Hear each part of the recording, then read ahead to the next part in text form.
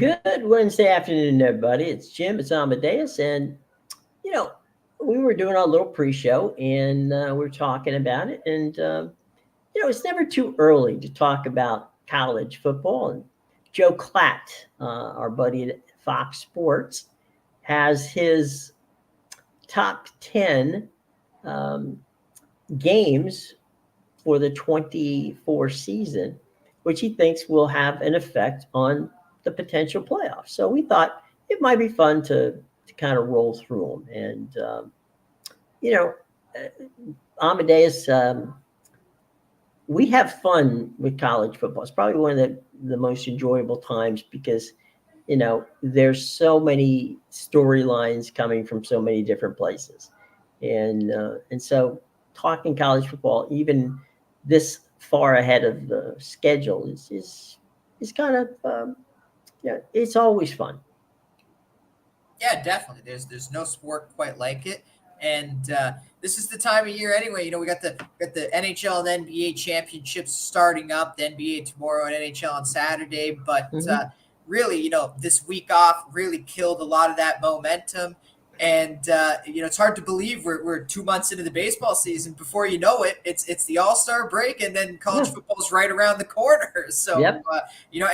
speaking of football, the CFL starts, I believe, this weekend as well. Oh, So really? Oh, okay. we got it's never too late for football at any time of the year, really. Yeah. I mean, Or- it's a 12-month out of the year situation.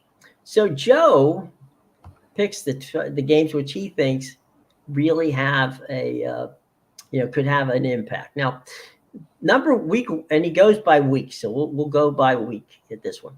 Now, this is the kickoff game. All right, this is the game that is in Vegas on September the 1st, and it's USC, newly of the Big Ten, versus LSU in Vegas on September 1st.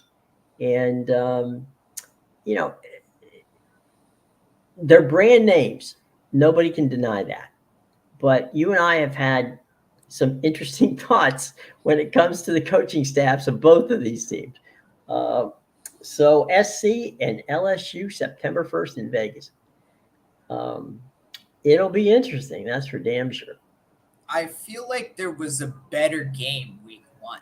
There was somebody who does Georgia play week one? I feel like there was a better game for him to pick than this one, because honestly, I really don't know what to expect from USC. We talked a bit about them a few weeks ago, but obviously Lincoln Riley's addressed the defense. They bring in new defensive coordinator who was the head Hmm. coach of North Dakota State. So obviously you're getting a quality mind there. You're basically getting the FCS Saban with him. So that's going to really help the defense. But that defense was so bad, it's going to be hard to turn it around in a year. And this is the first year he's going to be at USC where he had to recruit a quarterback, because obviously when he took the job, he brought Caleb with him, and now Caleb's gone. So this is really, you grabbed a quarterback from the portal who proved himself last year, but you never Hmm. really know. I mean, I'm always going to use Bo Nix as the example, how wildly different he was at Auburn and Oregon. So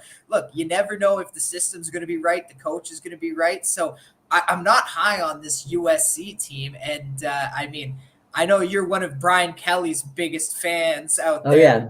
I'm not high on this Way LSU to go. team either. They had the talent to be something last year, and they weren't. And frankly, Brian Kelly has the same problem that Lincoln Riley has, because he has the pieces there on defense, but can't seem to put a defense on the field. Brian Kelly is Lincoln Riley. Okay, and Lincoln Riley is Brian Kelly. I mean, Great comparison. they have had the same teams every year that they've been wherever they've been. The world has looked at them and said, "Oh my, these are geniuses, and they're going to get national championships. Are going to just pile up around them." Last time I checked, you and I have the same amount of national championships as both Lincoln Riley and Kelly. We're not paid as well, but we do have the same amount of national And you know what? championships. Still some good company to be in. Yeah, I'm not not, and LSU went out and had such a horrible defense last year that they promoted their defensive backs coach, Blake Baker, to the defensive coordinator to replace Matt House. So they've had you mentioned it, they've had exactly the same, issues that, can they score points? Yeah, they can score points. I don't know what LSU's going to do. I mean, LSU doesn't have a replacement for Jaden Daniels. Yeah, that's the other thing, right? And Yeah.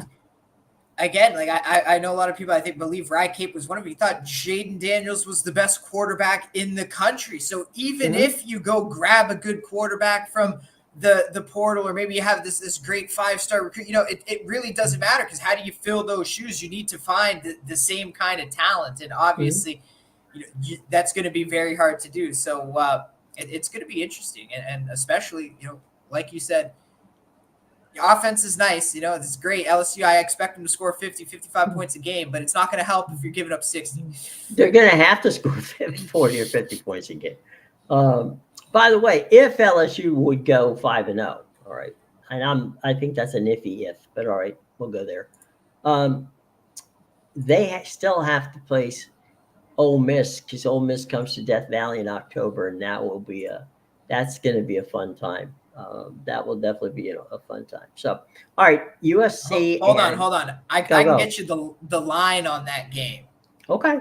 I can get you. It's actually out. We have the week 1 lines here. I'm just okay. Do you know what time the game is at? It's I don't know. Let me see. It doesn't say. I don't think. I'm more curious of the total. Well, it's probably going to be a primetime game because they're playing in Vegas, so it's not going to be early. Yeah, maybe they don't have a line for that game specifically, but let me look real quick. Oh wait, it's on the Sunday. My bad. I was looking on the Saturday. I found it. Here it is. Okay. LSU's a 6.5-point favorite. The total is 66.5, and I think that's a bit of a joke because both teams are probably going to score 60 points themselves in that game. I don't know how this total's not higher than that, but yeah, there you go. I would take the over in that game, but obviously it's way too early to even. Yeah, let's hold that one for a minute. But also, I found the other game that week. It's Clemson, Georgia, and I would argue that game is more significant because if Clemson's going to have this rebound year, they have to win that game. That is like the make or break of the season right there. And same with Georgia. If Georgia loses that game, they're going to be questioning themselves going forward. Oh, 100%. Now, the thing that, and I'm glad you brought that up, because if you're a Georgia fan, right, or a Clemson fan, those two fan bases are within 150 miles of each other. Okay, they chirp at each other all the time. So Georgia and Clemson, even though they're in totally different, leagues, and seldom play each other, but they are in a situation where the fan bases just love to just beat up on each other. And so that's going to have more of a rivalry thing to it. And I think it's going to be I agree with you. It's going to be an entertaining game. I think you got two coaches who absolutely want to, prove something. We already talked about Georgia and what they thought. They thought they should have been in the playoffs last year. And, and we know that Dabo Swinney, if he doesn't, come through this time, there's, and win that conference in the ACC, or come damn close to it, people are going to wonder. I'm concerned that he's not going to be able to recruit the kind of talent that he's going to need to play at Clemson. So the link, that whole situation, I think is going to be pretty interesting. So yeah, I think you're on to something that might be a better game. Yeah, I'd argue it's more impactful just because of that fact that, even if Clemson, again, like Clemson's a 13.5-point underdog, and obviously you want to win that game, but I would even say it's impactful even if Clemson loses in a close game. Yeah, that they gives them some confidence, right? It's how they're going to 100%. perform in that game. And then at the end of the season, if that's their only loss, it's going to look a lot better. Oh, it's Georgia at the beginning of the season. So it's definitely, I think, something that sets the tone for the season. I would not disagree. Now, we have another SEC Big Ten matchup in week 2. And this is Texas and Michigan. Okay. This one's at the Big House in Ann Arbor. Steve Sarkisian is taking Texas in their first game representing the Southeastern Conference to the Big House to go against the defending champions. I don't know that Jim Harbaugh left the cupboard, kind of left it bare when it comes to the offensive side of the ball. I don't know what's going on, but Sharon Moore, I mean, it's he's a good guy, and he did some coaching last year, but I don't know what Sharon's got, from a standpoint of offense that's going to be there. And I got to say, no question, Texas is loaded. They got a good football team. Yeah, Michigan is definitely one of the biggest question marks coming into the season. And again, it's not a knock on Sharon Moore, but he is an unproven coach. And Right. you hit it right on the head. Harbaugh left for the NFL, half the team left for the NFL, and hell, Harbaugh tried to take half the coaching staff with him to the Chargers. So Right. talk about leaving the cupboards bare. There's nothing left in there. There's maybe a can of soup left for him. So it's definitely a huge question mark. I'm with you. I don't think Michigan's going to be bad. I think they're going to be 9-win team, I think is what we pegged. Fair. Yeah. 8 or 9 wins. But yeah, this is going to be an extremely tough game. I don't know how Texas is only a 3.5 point favorite. And I guess it's a lot of that has to do with Michigan being at home and the big question mark aspect. Maybe they come out as the same team, but they'll have played a game also before that. These are lines before week 1 as well. So we're gonna know what Michigan looks like after week 1 compared coming into this game. But yeah, I'm with you. This is a huge question mark for Michigan here. Yeah, and now in fairness, okay, Sharon Moore is a defensive guy, and and Michigan's defense was really good last year, so that that might be where the Wolverines hang their hat this time around and say, okay, look, if our defense can be tight and play well, keep us in games, we'll have enough offense to get us by. And maybe that's how they play. But we'll have to see. And Texas has a lot to, Texas wants to come into the SEC and prove, number one, that, let me just be clear about Texas and their fan base, okay? No one, even if they're not winning, Texas still will argue that they're better than you are.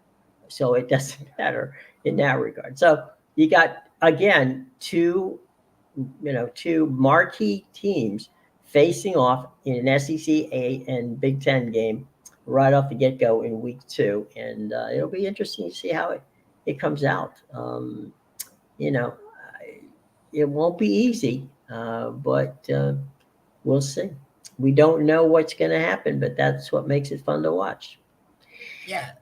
Also on week 2, and I'm not even, I'm somewhat gobsmacked to even mention this as I'm surprised that maybe, okay, we'll look at the angle after I name the two teams as to why Joe called this an important game. Week 2, first Big 12 game between, it's a Big 12 versus Big 10. It's Colorado at Nebraska. Yeah, so it's very clear, this isn't really a top 10 list of most impactful games towards the playoffs. This is just more so, he picked some shiny teams because obviously in week 1 you opted for the lone Sunday game with the shiny USC and LSU. And yeah, even here, Colorado has zero appeal. The only thing interesting about Colorado is Deion Sanders. This is a team. They didn't make a bowl game last year. They won 4 games, I think it was. Right. 4 or They 5. won the first 3 games they played, and then Yes. they didn't win again for a couple of weeks, and then that's it. Yeah. So this is obviously one where, impactful towards their season. Yes. Cause it's going to be, I guess Dion's probably his first big test, right? This is what, week Yeah. 2. So he probably has a cupcake in week 1 or something like that. And this is going to be the first test to see what this team looks like against, competitive, another competitive group. So it's going to be interesting. I would say it's an impactful game for Colorado towards their season, but the playoffs, I mean, I don't think Colorado has a realistic chance of winning the Big 12. No. Well, and see, you brought up the big point right there. Okay. This is really an important game for the Big 12 because, Colorado just came over. They're not going to have a lot of football teams other than, the former Pac-12 teams, led in my mind by Utah. I mean, Utah and Arizona are probably going to be the 2 best teams in the conference. Going against a Nebraska team that has gotten much better on defense.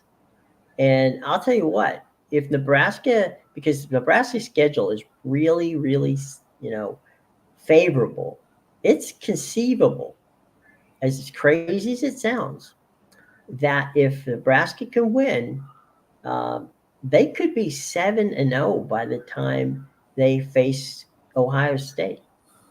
So, last year the Cornhuskers were better than that record indicated, and they were decimated by injuries, and that causes turnovers.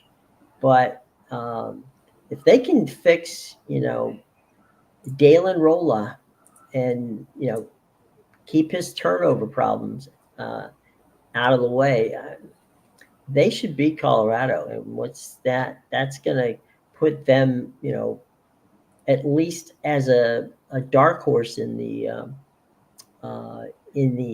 Big Ten. I'm not saying that they're going to win the Big Ten. I'm just saying Nebraska's been a long time since they've had meaningful games, and I think this year they can have some meaningful games and probably even make a pretty good bowl, if they can stay healthy, which they didn't last year. But defensively, they're a much better team. And this is a put up or shut up kind of time for Sidor Sanders. And I'm not sure. They graduated half the offensive line. So, your guess is as good as mine as to what's going to happen. Yeah. And, this is an interesting game to me just because these two, obviously, they played last year in Colorado. That was that. Right. That sold out home debut for Deion Sanders and the boys. And they absolutely throttled Nebraska 36-14 in that game. Yeah. And that was, a young Nebraska team that found their way throughout the season, whereas Colorado was kind of like getting a false sense of security. They were dominating those early games. And then by the time they hit conference schedule, they got completely, shown up. But this is going to be interesting because there's going to be a revenge factor there. Nebraska is going to be at home. And as you said, Nebraska has improved a lot. The defense is much better. They could be the Colorado of last year where, they're getting that nice false sense of security, beating up on the weaker teams. Whereas Colorado had the first year, it kind of was chaotic. And now they could have a lull in the second year because, obviously we know kids have left the program. There's been some sabotaging by other schools. So hell, I really don't know again, they're like a Michigan. They're a massive question mark this year. Well, and look, people, if Deion doesn't win this season, or at least improve this season, people are going to wonder whether or not he is a Division I coach. I always said I never understood why he left FCS when he never won the national championship down there. Like, right. Yeah, he had a great team. You dominated your conference. You had, some playoff runs, but you always got stopped in the playoffs. And I never really understood, like, what made him think he was ready to make that leap. Not saying he could never make the leap, just right. It was a weird time to do it. He hadn't been at that level and Mhm. dominated it enough, in my opinion, to make the leap to Division One. Had he won a national championship, or even stayed like another, 2, Yeah. 3 years and then won the national championship, I would have said, make the leap. You're ready. But I think that might be what we're seeing here, is somebody who made it the leap a little too early, and it's now coming back to bite them. Well, there's in my mind, and I'll wrap this on my thing. And Dion's my man. I do love Dion. Dion's a good guy. Dion, I think he was able to flip a 5-star recruit from Florida State. He was able to bring some kids in there that were really good, good players. It wasn't a good team. It was good players. And that's where Dion made his mistake.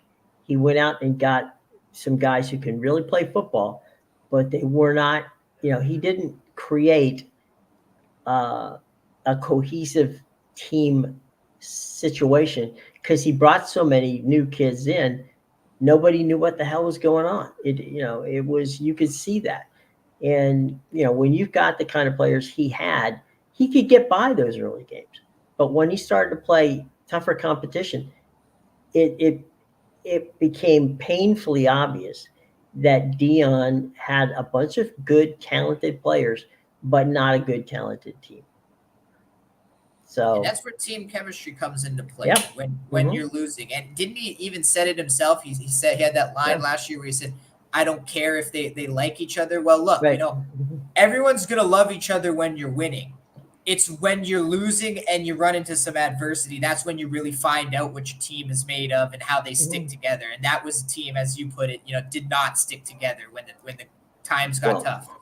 It boils down to, do they play to the very last game, till the gun sounds to end the game, right? And that's Georgia didn't. Georgia didn't. I'm sorry, not Georgia. Colorado didn't play 60 minutes of football, and that's, again, that's on the coaching staff, and we'll have to see if he can come up. Week 5, this one. I mean, you just have to say the names and then step back. Georgia and Alabama. This is the game where we're going to see just how how pissed Kirby Smart is at Alabama for taking what he thought was their spot in the Final Four, and we get to see how Caleb DeBoer has that Alabama team, after that loss to USF that they're going to have, how well they do. So this is no longer the protege, and the master. This is now Kirby being Saban. All right, he's the guy. He's the guy. Kirby's the man, and he's going to have to find out what being the man really is. Now, I have no doubt Kirby and Georgia will play outstanding football this year. There's no reason why to think that they won't.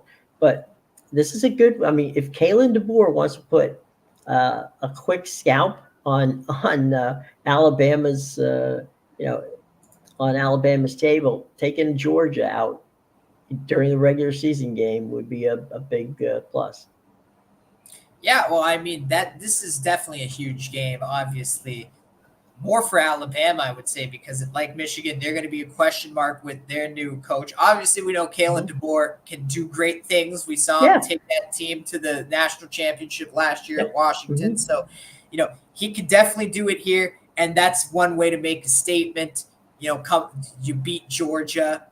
That's one way for him to really, seal his role as the Saban successor. I will say it's going to be an interesting one. You said that game was week 4? They're going to be Alabama's 5. coming off. Oh, week 5. Okay, man.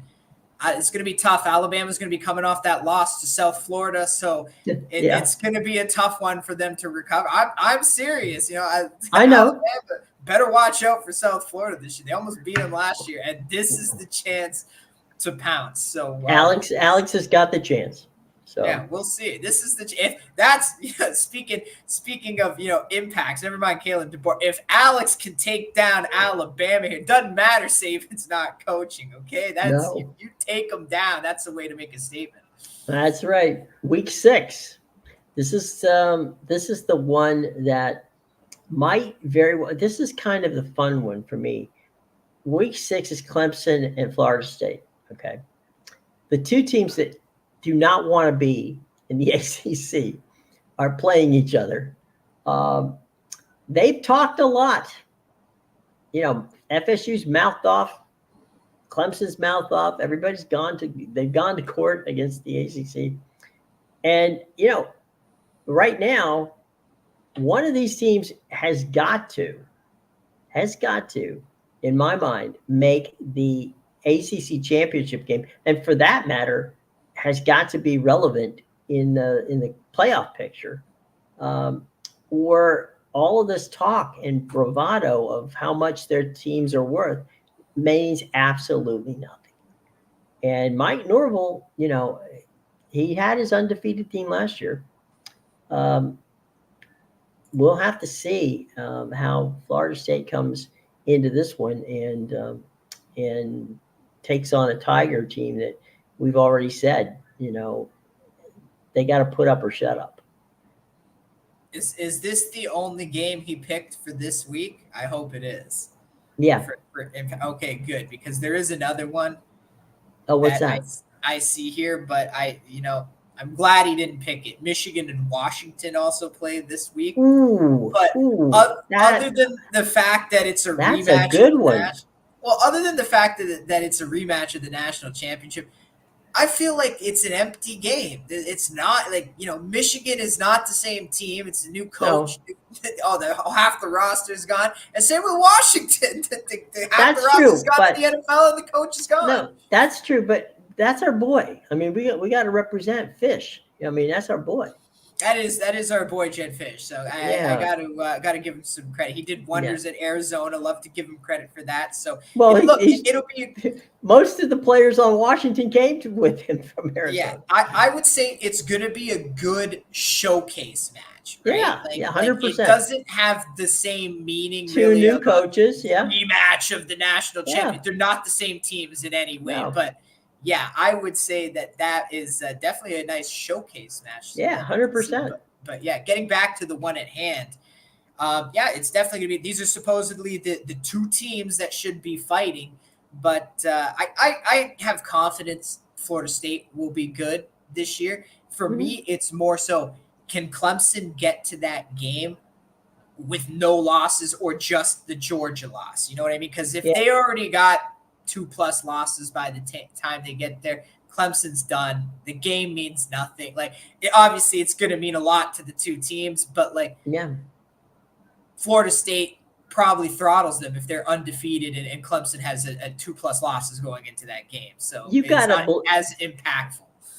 You got to believe that every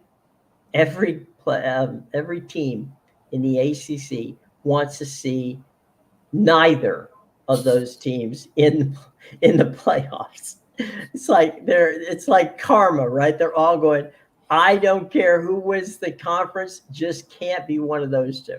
Well, you know what, Jim? Lucky for the ACC, there is a way to do it, but it's up to Mario. I was going to say, the U, there's their chance. I mean, come on. But yeah, it would be karma's a bitch, whenever this comes around, because FSU and Clemson, the two guys are fighting to get out of the conference. We'll see. All right, week 7. Now this one, my boys and girls, should be entertaining. It's Ohio State going to Oregon to play.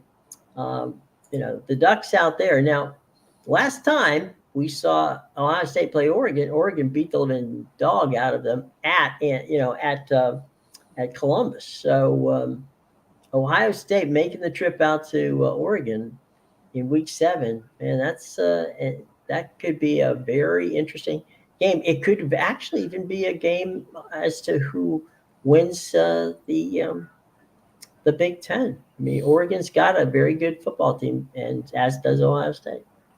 Yeah, definitely a lot of impact in this game. Ohio State is, the team to beat in the Big Ten right now, as they always are, every Seems year. that way. Yeah. But this, obviously, with Michigan, such a question mark. Really, it really vaults Ohio State's chances this year. They still have some good teams. Obviously, Oh the yeah. ones coming in from the Pac-12 are no pushover, and this is one of them. And it's not going to be easy. Not only do they have to travel to the West Coast, which is not a fun travel to make, but they're also going to have to play at Autzen, which is a very tough stadium. It's a stadium I think that doesn't get a lot. It's no death. It doesn't get talked about like Death Valley, but it's a very intimidating. Over on the West Coast, they've figured out something there with the Washington Stadium and the Oregon Stadium, something with the acoustics, man. They know how to make those places rock. So well, it's half the size of the stadium in Ohio State, but it's louder. yeah, So that's a good thing. arguably just as intimidating. Oh yeah, I mean, you don't have to. If you can't hear, it doesn't matter if there's, if it's a 10,000 seat arena as opposed to 100,000 seat. It is what it is. The one thing, I mean, Ohio State's probably going to have the best defense in the conference. May have the best defense in the country. I don't know. We'll see. They're bringing almost everybody back. They didn't graduate anybody of major interest from that Ohio State defense. So their problem's going to be on offense. Oregon's net problems never are on offense. So we'll have to see how that rolls in that. And Dan Lanning, I mean, Dan Lanning, I'm sure wants more than anything to take out Ohio State. So I'll tell you this right now. Yeah. Oregon's a 1-point favorite in the game with no games played. Obviously, they're gonna have played it a bunch by then. Yeah. But right now, Oregon's -1 at home. So, wow. Speaks That's a lot. pretty... And arguably, I would say Oregon has the better coach. Mm-hmm. I don't buy in on Ryan Day. He just doesn't move the needle for me.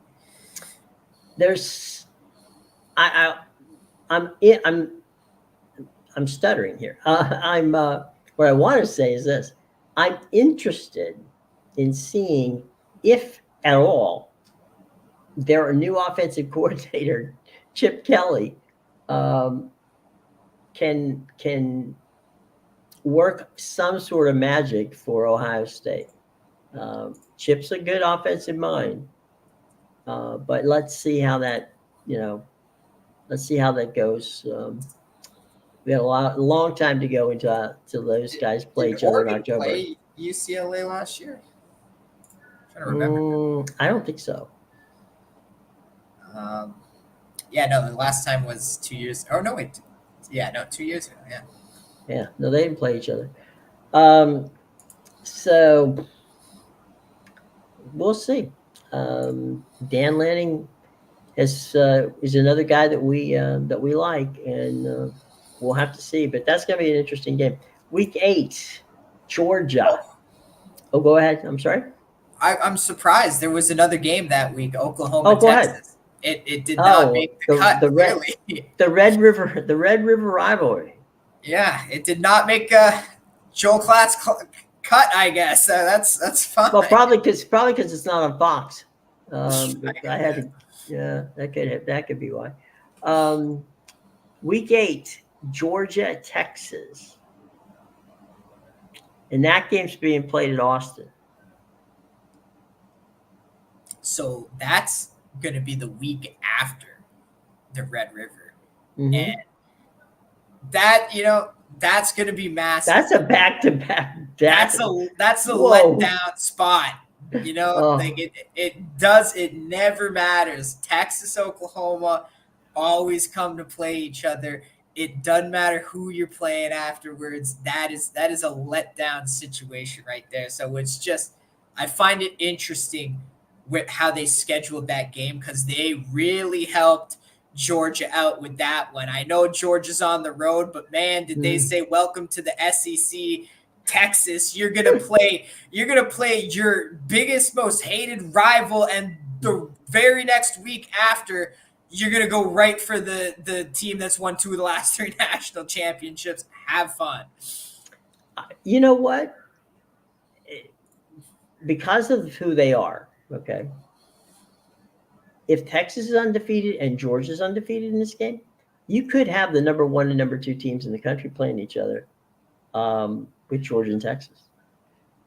Yeah, and I would agree that that this is a very impactful match because this could decide, or sorry, not decide, but this is going to be a big one for the SEC. This will be this will be basically bragging rights as to who the real best of the SEC is, right? Because they're still doing the divisions, right? Yeah, yeah. So I don't think they're in the same division. I have to double check on that, but because they're in the West, Texas, right? Yeah, they put the West. Yeah. So again, it's not going to be they're obviously going to be in the different divisions, but for bragging rights, it's going to definitely be, who was the better team in the SEC during the regular season. That'll be a very important one. It is. Okay, week 9, Missouri, Alabama. Now, Missouri has, under the radar, done a very good job of recruiting. And, they have, they've done a lot of work there to get better.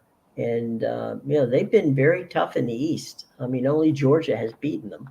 And so when they could take advantage of, Georgia or Texas dropping a game or 2 in the SEC, and the Tigers could be in perfect position. This they've got a good quarterback in Brady Cook. He's a 3rd-year starter. Possibly one of the best one of the best receiving crews in the country, led by Luther Burden. So Missouri's going to be a good football team. Whether they're good enough to beat Georgia, well, that remains to be seen, or good enough to beat Alabama remains to be seen.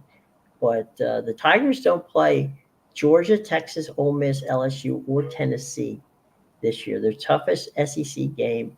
If they can beat Alabama, they may be cruising in the East all the way to an SEC championship game.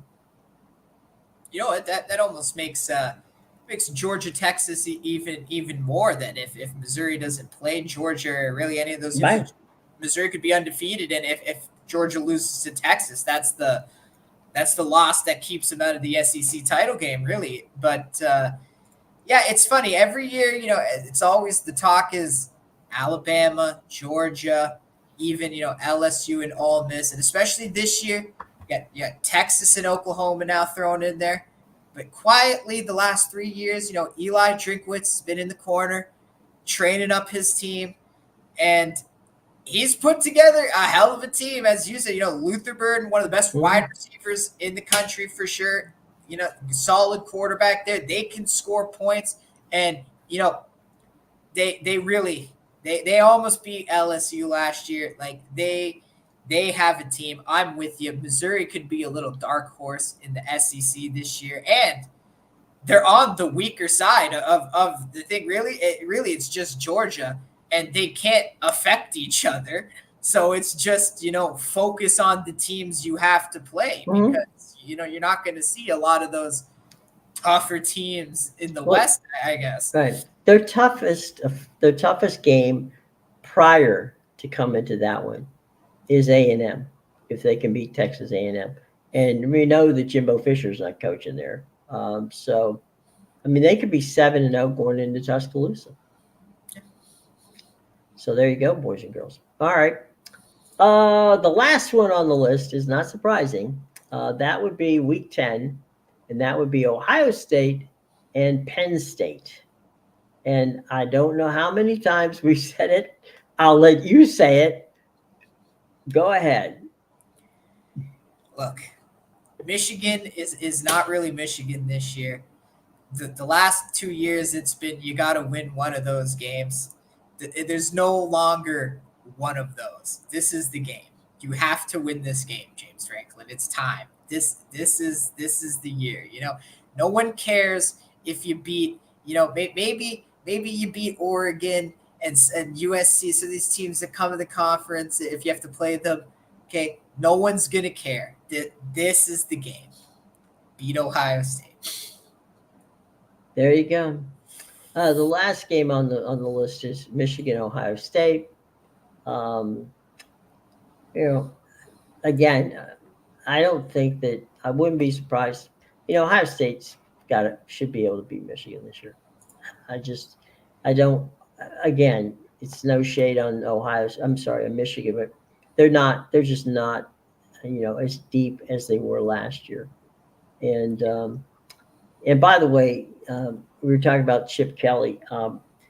My understanding is that Ryan Day, who feels as if he's an offensive genius, has given up the play calling duties, and he's going to give that to Chip. So Chip's going to call the offense. I'm shocked. I thought for sure you were going to tell me he's making Chip call the defense, because we've seen how that's worked out so well in some NFL franchises over the last few years. Let's make the offensive guys call the defensive plays. Yeah, well, let's hope that's not the case. We've seen Chip's defenses in the past. Not a good look.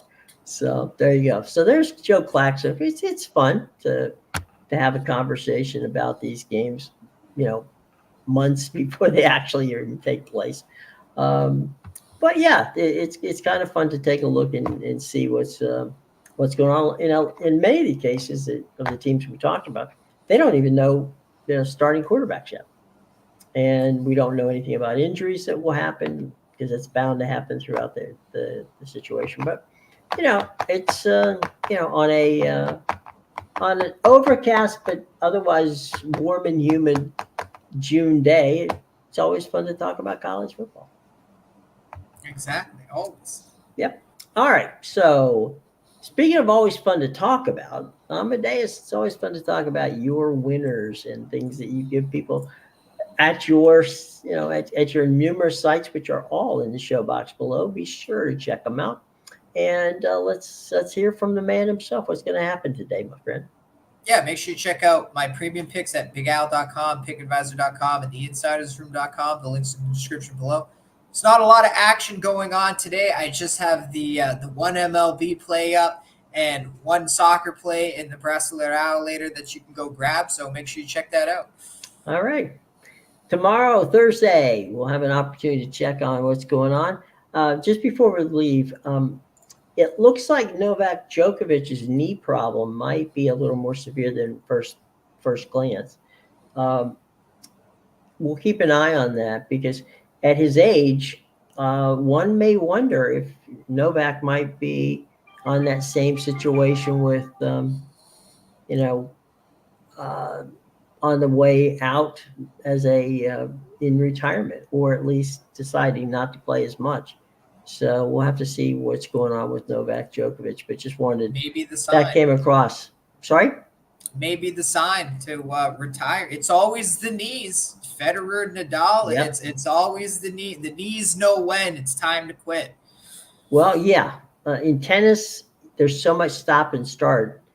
It's worse on your knees. It's hard to. I think trying to explain this to people. It's worse on your knees in tennis than it is in playing basketball or football or any of that, because tennis is all about your legs and all about being able to cut quickly one way or the other, and so it's tough. So we'll have to see how that plays out.